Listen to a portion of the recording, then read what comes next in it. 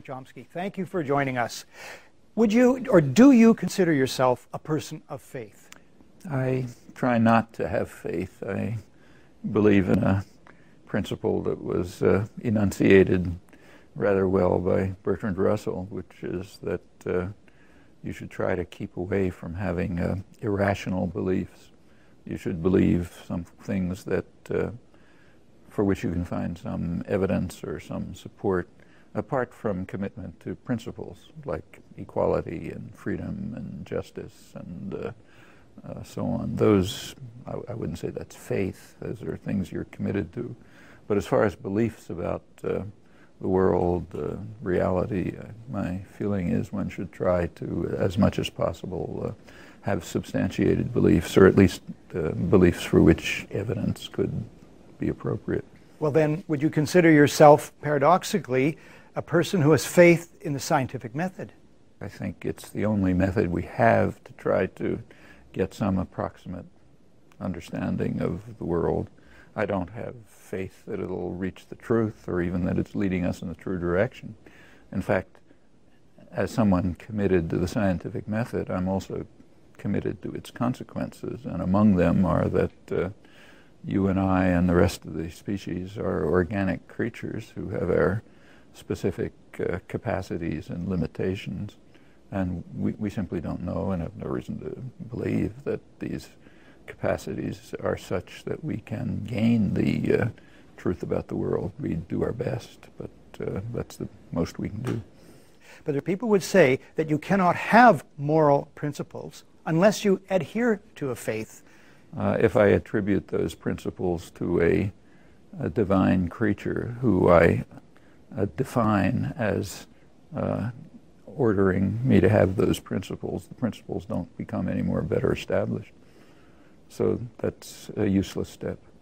It's true that our moral principles are not firmly grounded in unshakable evidence and argument, but nothing is going to make them any more firmly grounded.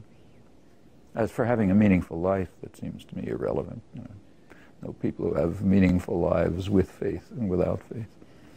Now, could Americanism be fairly characterized as a religion? I would call Americanism or Italianism or Russianism or anything else totalitarian doctrines. No one should have any. In fact, these notions like that are only used in totalitarian states. So, for example, in the Soviet Union, the old Soviet Union, dissidents, Sakharov and people like that, were condemned as being anti-Soviet. Under the neo-Nazi generals in Brazil, people who condemned their horrifying policies were criticized as anti-Brazilian.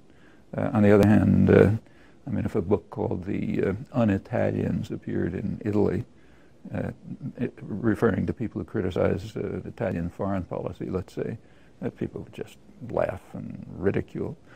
Maybe under Mussolini it would have been different. And the reason is that these are totalitarian doctrines. They identify state policy with the country and its society and its culture. And that's not done by people who have any conception of freedom. Actually, there's a long history to this notion. It goes back to the Bible. In Kings 1, King Ahab condemns Elijah, who was seeking justice and freedom. He condemns him as being, the Hebrew phrase, Ocher Yisrael, that means roughly someone who hates Israel or troubles Israel, something like that. He's anti-Israel because he's seeking justice and freedom. And that's the origin of the concept, and it has an inglorious history from King Ahab right through the Soviet Union and up to today, and we should avoid it, at least if we want to identify ourselves with the ideals of Elijah and not King Ahab. If your concept of America is that it should be a violent, destructive, racist state that seeks to achieve the ends of those in power by any murderous or other means that it has, and that is quite happy to have, say, 30 million people hungry and 40 million without health insurance and so on, if that's your concept of America, then yes, you should call Martin Luther King un-American. You should call the people who won the struggle for freedom and human rights and labor rights and women's rights, you should call all of them un-American.